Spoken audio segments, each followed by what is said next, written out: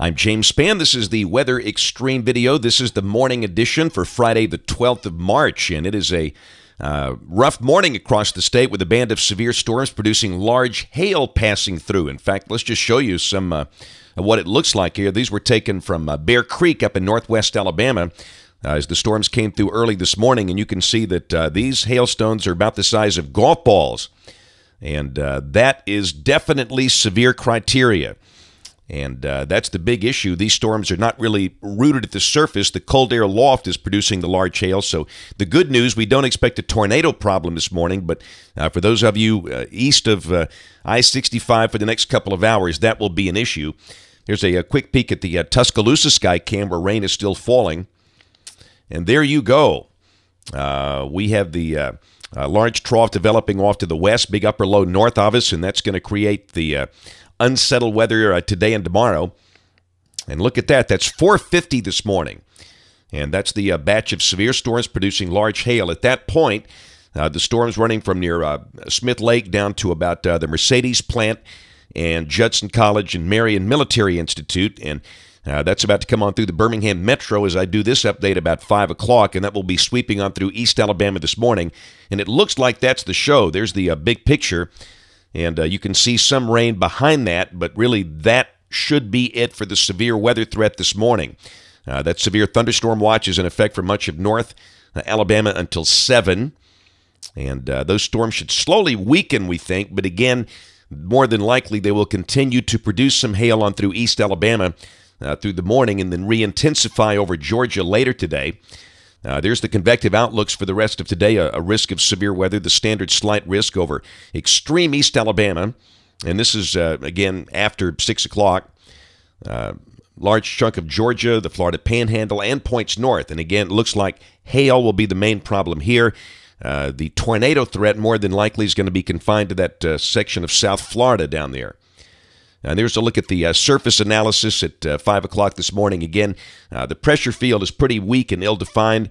And off to the west, you can see that the pressures are rising. So, again, this should be it. I don't think we have any additional severe weather once this squall line gets out of the state. And really, it looks like it'll be out of the state by probably mid-morning, by 9 o'clock.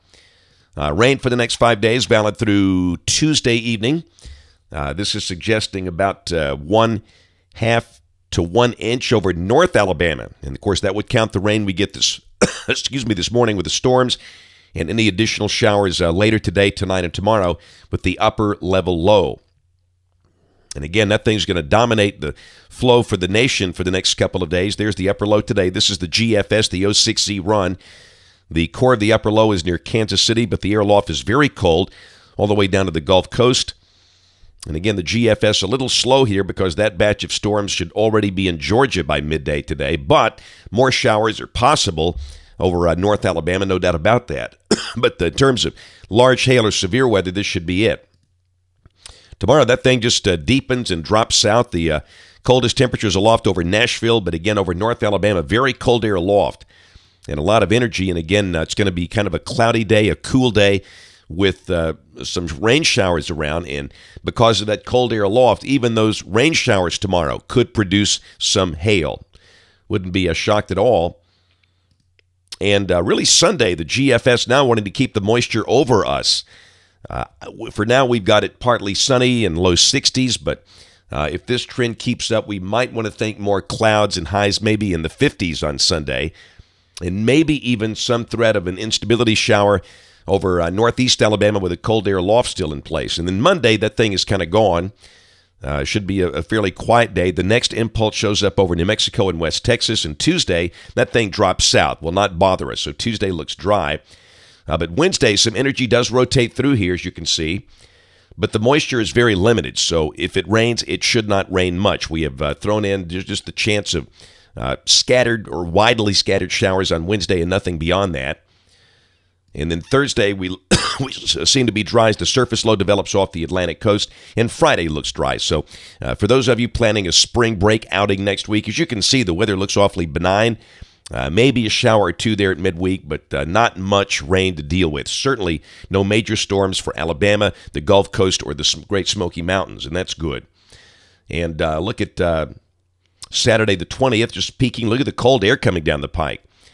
You got to wonder when that's going to get here. I think it will. And on Sunday, the 21st, it's still north of us. We'll go out a couple of more days on the 23rd. There's a good-looking vortex coming through, and that could produce a pretty healthy line of storms. And on the 27th, boy, that looks cold, doesn't it, for much of the nation? Big polar vortex setting up over Canada, and cold air knocking on the door. I think it gets here. That just looks awfully cold.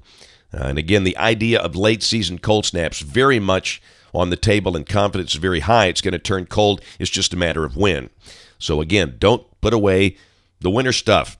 That's it for the Weather Xtreme video today. We'll have notes on the blog. The next video here by 3:30 or so today. And if you're local to us, we invite you to watch us on television this evening, ABC 3340 in Birmingham at 5, 6, and 10. Thanks for watching. Have a wonderful day, and God bless. Each day, there are new stories to tell about the people who live here and the place we call home. All of the faces that I see, all of the places close to me, they're all part of all the best things about home. Sharing your stories on ABC 3340, Alabama's news leader.